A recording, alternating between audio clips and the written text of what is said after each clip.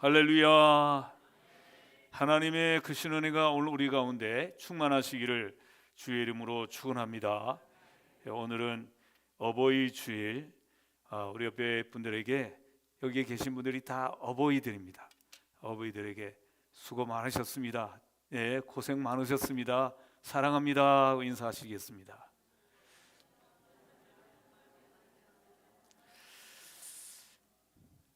우리가 해마다 이 어버이 주일을 맞게 되고, 또 해마다 어버이 주일이 오게 되면 우리 부모님에게 어떻게 기쁘게 해드릴까, 이런 그 마음에 부담감도 있고 또 염려가 되기도 하는 것입니다.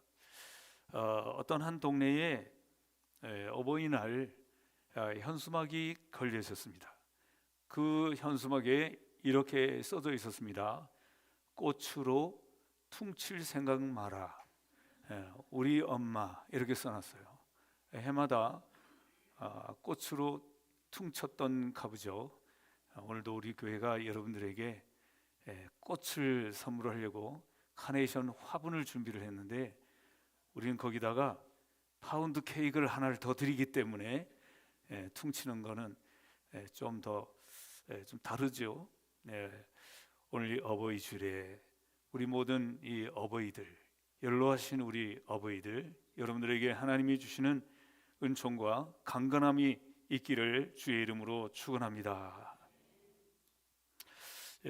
부모님에게 이 꽃으로 퉁치는 이런 정도가 아니라 좀 더 깊은 마음으로 부모를 이해해 줄 수 없겠니? 이런 마음이 담겨 있는 것이라고 생각되는 것입니다. 오늘 효도는 우리 기독교에서 아주 중요한데 하나님의 명령이기 때문에 그렇습니다. 내 부모를 공경하라 하고 하나님께서 명령하셨는데, 그러니까 이것은 하나님의 명령으로서 우리 신앙인들의 기본 양식이 되어야 된다고 하는 것입니다. 내 아버지와 어머니를 공경하라, 이것이 약속이 있는 첫 계명이니 그랬습니다. 성경에 이 계명이라고 하는 말은 다른 말로 명령이라는 얘기입니다. 명령. 하나님이 10가지 명령을 주셨습니다. 10계명을 주셨습니다. 그 10가지 계명의 명령에 보게 되면 다 뭐라고 그랬습니까? 보면은 간음하지 말라, 도둑질하지 말라, 이 명령을 주신 거예요. 그런데 이 부모를 공경하라는 이 계명에만 약속이 있습니다. 이렇게 순종하면 하나님께서 약속을 주셨습니다. 땅에서 잘되고 장수하는 약속을 주셨습니다.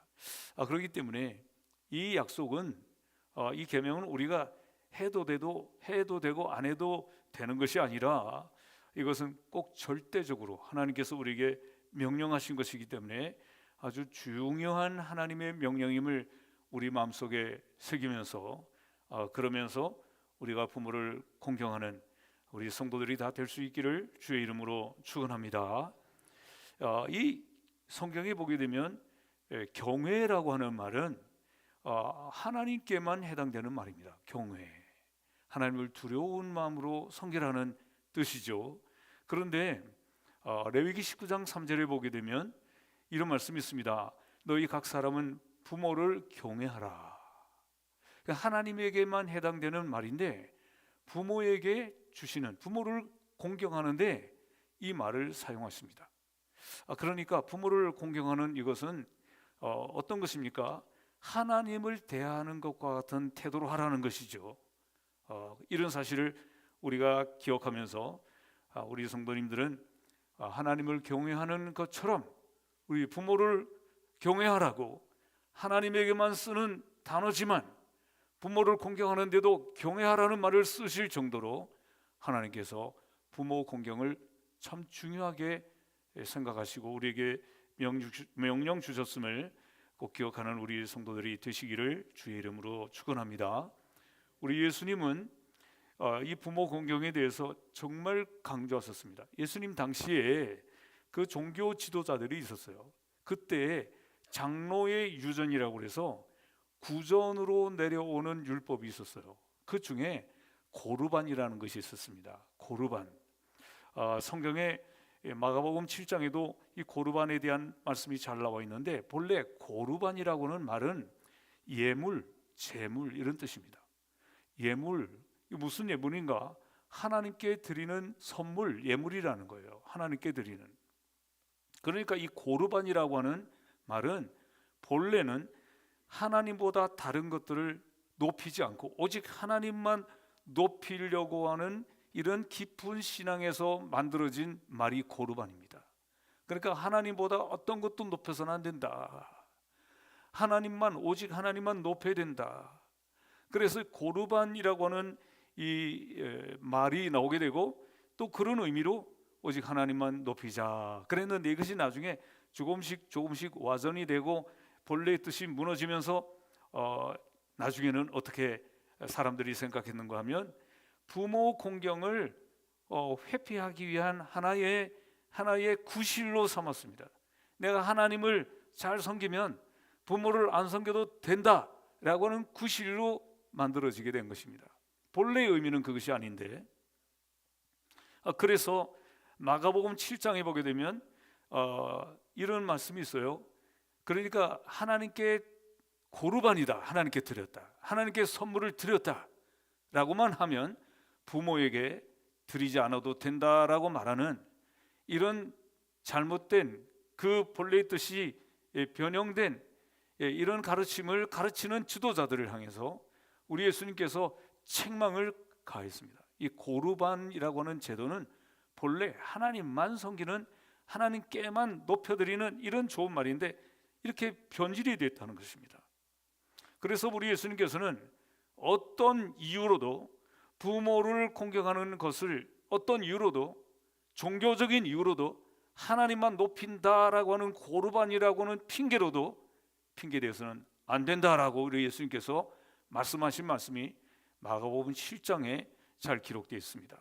어떤 경우는 이 사회적으로 여건이 잘 맞지 않아서 바빠서, 또 경제적으로 좀 힘들고 어려워서 말할지 모르지만 예수님의 말씀에 그 본질적인 얘기는 어떤 핑계로도 안 된다, 그런 얘기입니다. 하나님을 공경하듯이 우리 부모님을 공경해야 된다, 경외해야 된다라고 예수님께서도 이렇게 말씀하신 것입니다. 네. 그리고 오늘 에베소서 6장 1절에 있는 말씀을 보면 부모를 순종하라, 이것이 옳으니라 그랬어요. 옳다라는 말은 뭘까요? 마땅하다는 얘기죠. 마땅하다는 얘기는 뭡니까? 인륜이라는 거죠. 인륜. 사람으로서 가져야 할 이 윤리다는 거죠. 그러니까 이 마땅한 도리이기 때문에, 그러므로 이것을 어기는 것은 안 된다.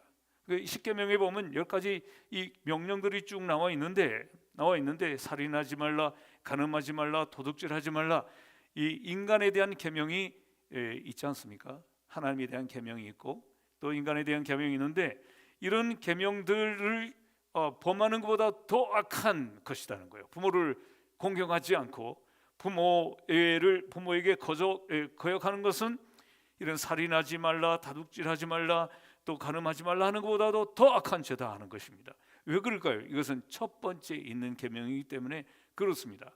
성경에 첫 번째 있다는 얘기는 그것은 중요도를 가리키고 있어요. 중요도. 그러니까 첫 번째 있다는 것은 아주 중요하다는 얘기예요. 창세기에 그 하나님이 세상을 창조하신 첫 번째 창세기가 있지 않습니까? 이것은 창조 신앙이 우리 신앙인들에게 아주 중요하다는 것을 가리키고 있는 거예요. 십계명 중에 하나님의 다른 신을 섬기지 말라고 첫 번째 있는 것은 그만큼 중요하다는 얘기예요. 하나님에 대한 계명과 한 돌판, 또 사람에게 대한 계명, 5계명부터 10계명까지 그 계명 중에 첫 번째 있는 것이 내 부모를 공경하라 하는 것이에요. 그만큼 중요하다는 얘기예요. 오늘 부모를 공경한 이 계명이 이만큼 중요하다고 성경에서 우리에게 말씀하면서 어떤 핑계로도 이것을 핑계해서는 안 된다. 또 아니면 계산적으로 내가 부모를 공경하면 내가 부모님의 재산을 내가 받을 수 있다, 이런 이해타산적인 계산적인 것도, 이 얄팍한 생각도 안 된다는 거예요. 이것은 하나님께서 우리에게 주신 절대적인 명령이고 인간의 본연의 도리이기 때문에 이걸 어떤 핑계로서 만들어서 이제 부모 공경을 이제 회피하려 해서도 안 되고 부모 공경을 통해서 어떤 이익을 얻으려 해서도 안 된다는 겁니다. 아주 순수한 하나님의 명령대로 우리가 그 부모님을 잘 섬기는 하나님 말씀 순종하는 성도들이 다 돼야 될 줄로 믿습니다. 이 세계 역사 가운데 특별히 영국의 유명한 윈스턴 처칠이라고 하는 수상이 있었죠. 영국의 이 수상이 나중에는 2차 대전을 연합군을 이끌어서 승리를 거둔 아주 역사적인 그런 분이죠.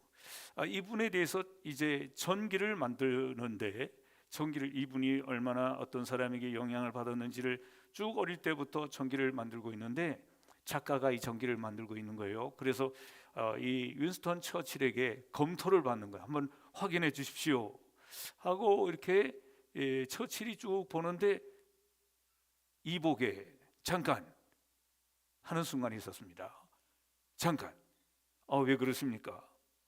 아주 중요한 분이 빠졌군. 누구십니까? 내 어머니가 빠졌어.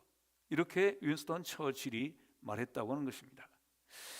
학교 선생님도 나에게 영향을 주셨고 친구도 영향을 주었고 영향을 준 사람들이 많이 있지만 가장 영향을 준 내 인생의 영웅인 나의 어머니가 빠졌다는 것입니다. 이것을 지적하고 이런 정기를 다시 새롭게 정리해서 만들었다고 하는 얘기를 듣는 것입니다. 오늘 이 부모 공경은 성경에 보니까 보상이 약속돼 있는데 두 가지로 약속이 되어 있습니다. 그 약속은 어떤 약속입니까? 그렇게 하면 부모를 공경하면 잘 되고 그리고 땅에서 장수하리라 이런 말씀이 있어요. 잘 된다는 말씀이 있습니다. 그러니까 부모를 공경하면 잘 되는 중요한 예가 성경에 있습니다. 창세기 49장에 보게 되면 야곱이 12아들에게 한 사람 한 사람씩 축복하는 그런 말씀이 있어요. 그 말씀이 있는데 이 야곱이 12아들 중에 첫 번째 장자가 르우벤이죠. 이 르우벤을 향해서 이제 야곱이 아버지가 이렇게 말합니다. 르우벤아, 너는 내 장자요, 내 능력이요, 내 기력의 시작이라. 위풍이 월등하고 권능이 탁월하다마는 그러나 너는 탁월하지 못할 것이니 그것은 내가 아버지의 침상에 올라서 더럽혔습니다. 이렇게 저주를 했어요. 그러니까 첫 번째 아들 루벤에게 너는 내 첫 번째 아들이고 내가 정말 건강해서 태어났던 내 기력의 시작인데 정말 자랑스럽게 태어났는데 그러나 너는 탁월할 수 없다. 왜냐하면 네가 너의 아버지의 침상에 올랐기 때문이라. 이 야곱의 첩인 소모인 그 빌하와 통관하는 일이 이 맏아들 르우벤에게 있었기 때문에 일로 인해서 이 르우벤이 저주를 받아서 복을 받지 못했습니다. 그래서 르우벤의 후손 가운데 아주 탁월한 사람이 나온 게 없어요. 그 가운데 선지자도 나오지 않고 사사도 나오지 않고 어떤 왕도 나오지 않고 아주 초라한 지파가 돼버리고 말았습니다. 그러니까 이 예는 얼마나 참 훌륭한 예인지. 그런데 네 번째 아들 르우벤 지파, 또 시몬 지파, 레위 지파, 유다 지파, 네 번째 유다 지파. 이 유다 지파는 큰 복을 받는 그런 축복을 받게 되는데 창세기 49장 10절에 보면 이 유다에게 이 아버지 야곱이 안수하고 축복하면서 그럽니다. 규가 유다를 떠나지 아니하며 통치자의 지팡이가 떠나지 않을 것이다. 실로가 오기까지.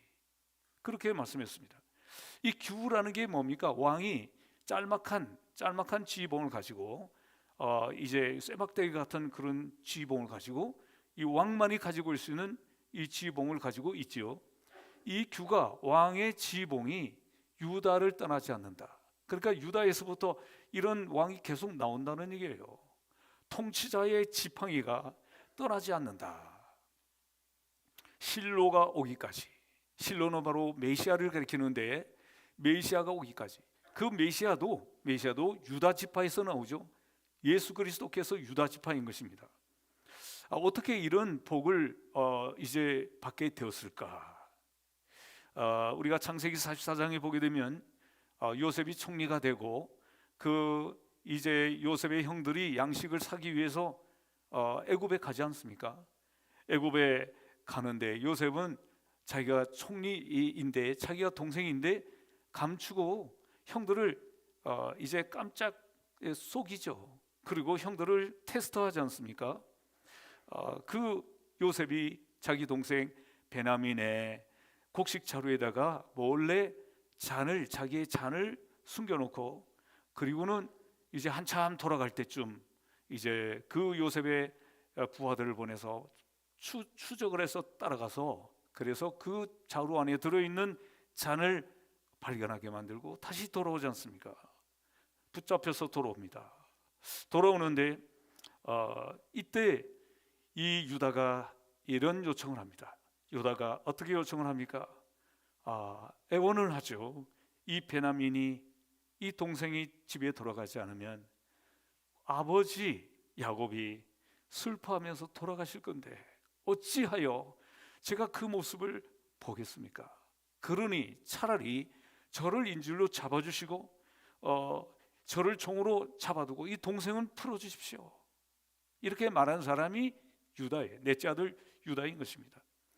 유다는 이 아버지의 마음을 깊이 이해하고 아버지가 이 베냐민 때문에 얼마나 마음 아플까, 그렇게 또 아파하다가 돌아가실 것을 생각하면서 이런 말을 한 것이죠. 이렇게 이 유다는 아버지의 마음을 헤아리는 그런 사람이었고, 야곱은 이것을 잘 알고 이 유다에게 큰 복을 축복하게 되는데, 유다 자손 가운데 유다의 그 왕들이 다 유다 자손 가운데 나오다가 마지막에 예수 그리스도까지도 유다 지파 가운데 나게 되었단 말이에요. 그러니까 이게 얼마나 큰 복이냐는 것입니다. 예수 그리스도, 예수님께서도 겟세마네 동산에서 기도하실 때 이렇게 기도하지 않습니까? 아버지 뜻대로 하옵소서, 내 뜻대로 마옵시고 아버지 뜻대로 하옵소서. 이렇게 말이죠. 우리 예수님도 우리에게 이런 참 하나님 아버지의 뜻에 순종하는 모범을 우리에게 보여준 것입니다. 그러므로 오늘 성경에 보면 잘 된다, 부모를 공경하는 자가 잘 된다, 오늘 우리 성도들 여러분들에게 잘 되는 복이 임하시기를 주의 이름으로 축원합니다. 그리고 장수하리라 하는 말씀이 있어요. 장수. 여러분, 이런 말씀을 읽다 보면 우리가 왠지 이건 뭔가 아닌 것 같은데 이런 생각이 들잖아요. 아니 뭐 부모 공경한다고 다 장수하나? 아주 정말 모질게도 부모한테 거역하고 하던 저 사람들도 오래 살기만 하던데 하고 여러분들이 아마 이 말씀에 대한 오해가 생길지 몰라요. 그렇지만 본래 이 장수라고 하는 말의 히브리어는 아라크라고 해서 이것은 오래 산다는 뜻도 있지만 생명이 길다고 하는 뜻도 있지만 오래 머문다 이런 뜻도 있습니다. 그렇기 때문에 성경에서 말하는 이 장수는 우리가 생각하는 올해 110살을 살고 125살 사는 그런 장수만을 가리키는 것이 아니라 오래 머문다는 거예요. 하나님이 우리에게 주신 은총이 오래 머문다고요. 여러분들에게 오래 머무는 역사가 있기를 주의 이름으로 축원합니다. 물론 하나님의 말씀에 순종하는 자에게 시력도 밝고 청력도 밝고 오장육부도 튼튼하고 건강하고 장수할 수 있지만 그 말씀보다도 오래 머문다, 아라크, 오래 머문다, 이 의미가 더 우리에게 적절한 해석인 것 같다, 이렇게 생각이 드는 것입니다. 오늘 우리 하나님께서 우리에게 주신 은총이 장구하고 오래가는, 며칠 만에 끝나는 이런 것이 아니라 오래가는, 여러분들 대뿐만 아니라 다음 대도 가고 그 다음 대도 가고, 그래서 성경에는 1000대까지 이르러 복을 주시겠다고 말씀하지 않습니까? 이렇게 오래가는 이 장구하는, 이제 뭡니까? 오늘 성경의 말씀 장수한다는 이런 의미의 복이 여러분들에게 임하시기를 주의 이름으로 축원합니다. 오늘 우리가 다 부모 공경하기를 다 바라고 있는데, 우리가 부모를 공경한다, 잘 공경한다고 하는 것은 어떻게 우리가 공경할 수 있을까? 나는 돈이 없는데, 돈부터 생각하잖아요, 여러분들. 예. 내가 돈이 좀 많다면 우리 부모님을 잘 모실 텐데 좋은 집을 사서, 이런 생각만 하지 않겠어요? 근데 그보다 더 우선되는 것이 있습니다. 부모님을 잘 이해해야 된다는 거예요. 이해해야 된다. 우리 부모님들은 모두가 다 어떻습니까? 우리 부모님들이 살았던 그 시대, 그 어려운 시대, 가난했던 시대, 그 시대를 우리가 생각해야 되는 겁니다. 그 옛말에 말이죠, 촉은 목피란 말도 그때 나온 거 아니에요. 촉은 목피. 예? 풀 뿌리, 그리고 나무 껍질, 이런 걸로 먹고 살았던 우리 부모님의 시대, 그 시대를 우리가 이해한다면 오늘 이렇게 어떤 것도 아끼려 하고, 또 이렇게 정말 이제 음식도 조금 더 버리지 않으려고 하는 모습을 보면 그 부모님이 이해가 되지 않습니까? 그 이해가 되는 그것 자체가 벌써 효도예요, 효도. 예? 아이고, 뭐 지저분하게 한다는 둥, 아주 우리 시대에 안 맞는다는 둥, 이건 이해를 못하는 거죠. 여러분들, 우리 부모님을 잘 이해하는 성도들이 되시기를 주의 이름으로 축원합니다. 목구멍이 포도청이다 하는 말도 그때 나온 거죠. 옛날 어려울 때 그 목구멍이 포도청, 이게 무섭다고 해요. 먹고 사는 게 무섭고도, 또 말이죠, 먹고 죽은 귀신이 때깔도 좋다, 이런 얘기도 그 옛날에 그 어려울 때 나온 거죠. 그래서 어떻게 하든지 잘 먹고 부자가 되고 잘 부자가 되어 살아보는 것이 소원이고, 그래서 말이죠, 새마을 노래, 잘 살아보세, 잘 살아보세, 우리도 한번 잘 살아보세, 이런 노래도 늘 부르고, 또 라디오에서 늘 그 얘기를 들으면서 살았지 않습니까? 오늘 우리가 이렇게 잘 살고 있는데, 우리 부모님들이 그렇게 어려운 삶을 살면서 살았던 그 마음을 이해하는 것이, 이게 바로 효도의 첫걸음이고 아주 기본이 되는 거예요. 우리 모든 성도님들은 이런 마음들 다 가지시기를 주의 이름으로 축원합니다. 그 물질적으로 잘 살고 못 살고의 문제만 아니라 정치적으로도 그렇습니다. 오래 연세 많으신 분들은 일제 식민지 통치 속에 살으셨고, 또 어떤 분들은 6.25 동란 가운데 살았고, 또 말이죠, 군부의 독재 가운데도 살았고, 이때 정말 얼마나 공포 속에 살았는지 그 부모님들의 마음을 이해하는 것이 이 부모를 공경하는 것의 첫걸음이다, 그런 얘기입니다. 그뿐만 아니라 옛날의 어른들은 문화적으로도 유교의 그 전통 때문에 옛날 유교에 칠거지약이라는 것도 있었지 않습니까? 그 남편이 이 아내를 이혼시킬 수 있는 7가지 항목이 있는데, 그 중에 한 항목이 어떤 항목이 있습니까? 바로 그것은 아들을 낳지 못하면 그냥 이혼을 시킬 수 있다, 이런 서름을 받으면서 살았던 것이죠. 요즘에는 딸이 좋다, 딸이 좋다. 그렇지만 옛날에는 딸 낳은 것 때문에 얼마나 서름을 당하고 구박을 당하고 이혼을 당하고 그랬습니까? 그런 어머니들의 살았던 삶을 이해하는 것이, 그것이 효도의 가장 기본이 된다는 얘기죠. 물질, 무슨 집, 이거는 별 중요하지가 않아요. 오늘 우리 성도님들이 이렇게 부모님을 잘 이해하는 우리 성도님들이 되셔서, 다 여기 계신 우리 어르신들이 다 부모님이고 할아버지 할머니이고 하지만 우리 모든 자녀들도 손자들도 이런 마음을 알아서 부모님을 잘 섬기면 유다에게 복을 주셨듯이 하나님께서 이 복을 허락해 주실 줄로 믿습니다. 우리가 부모님을 다 효도하고 싶은데 입으로만 되는 게 아니라 구체적으로 해야 되는 거예요. 구체적으로. 예수님도 십자가에 달리셔서 이런 말씀을 했습니다.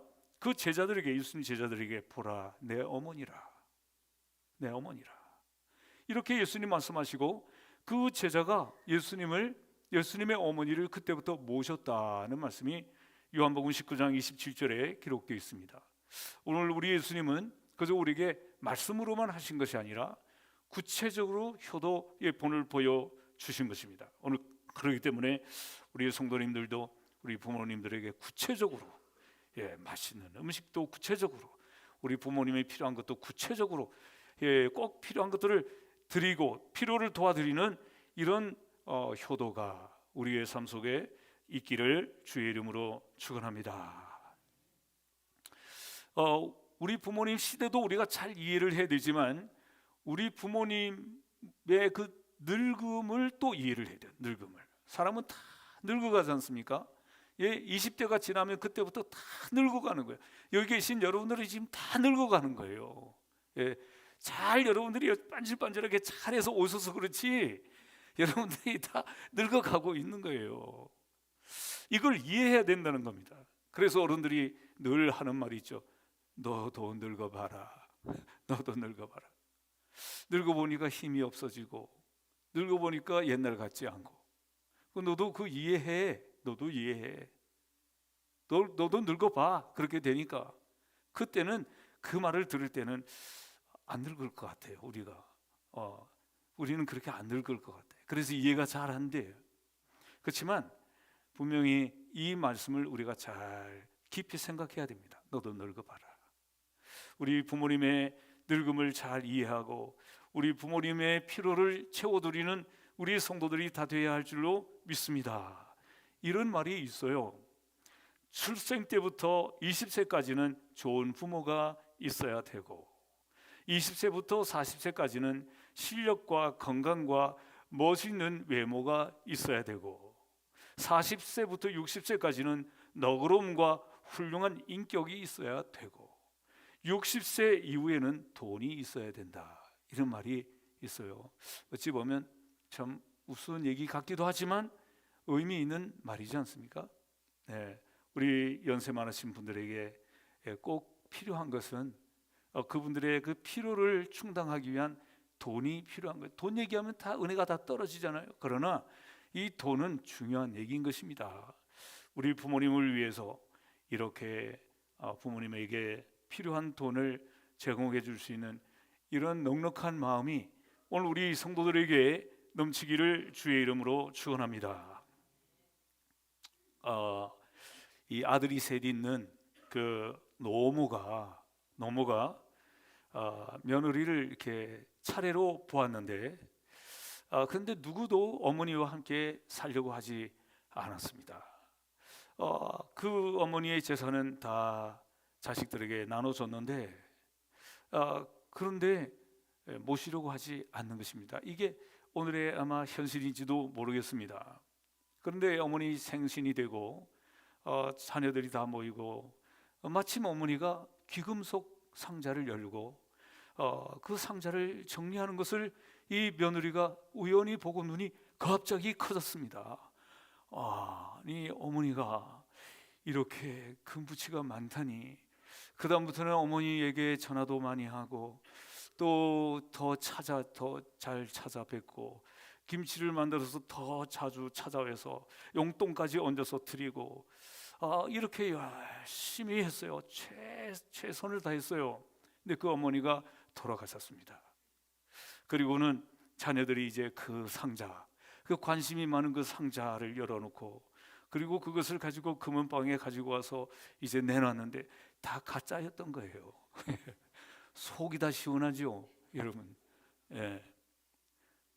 그런 이야기가 있어요. 그렇게 모셔야 될 사람들이 모시지 않다가 참 이 어머니 짱입니다.